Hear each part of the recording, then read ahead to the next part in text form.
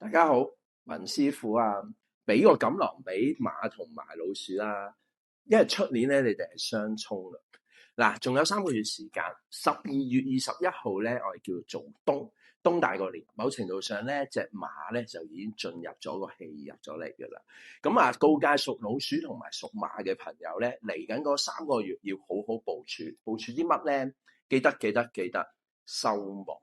嗱，因為咧屬馬今年咧有太陽呢粒吉星，哇，人緣各方面都好多貴人星，好多合作，好多機會，甚至乎有天廚入廚得食，飲食創造價值，好多合作機遇都可能部署緊啦，甚至乎有啲係跨年度嘅部署。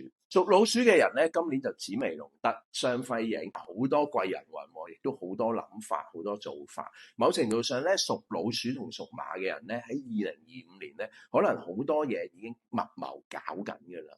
但係咧，記住，出年咧2026年咧就係丙午年啦。屬馬咧本身已經係值太歲，再加刑太歲咯。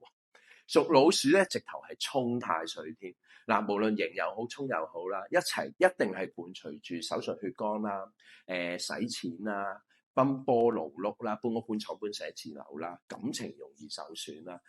既然係咁，不如嚟緊嗰3個月咧，盡量收下網先。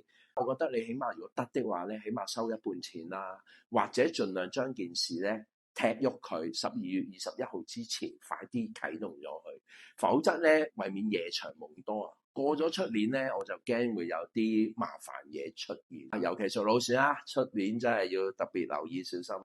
係啦，咁啊希望咧有緣睇到呢段片嘅大家咧，俾下屬馬同屬老鼠，尤其今年佢係覺得唔係啊，我今年特別順利喎，樣嘢都 too good to be true 喎，咁就要分外小心啦。通常要你跌得痛咧，就自然要拱到你好高，你就跌嗰下先有記憶噶嘛，係啦。咁所以屬馬同屬老鼠嘅朋友，今年運程非常之好咧，就叫佢留一手啦。同埋可以叫佢嚟揾個文師傅贈佢幾句都可以㗎，希望幫到大家，多謝晒。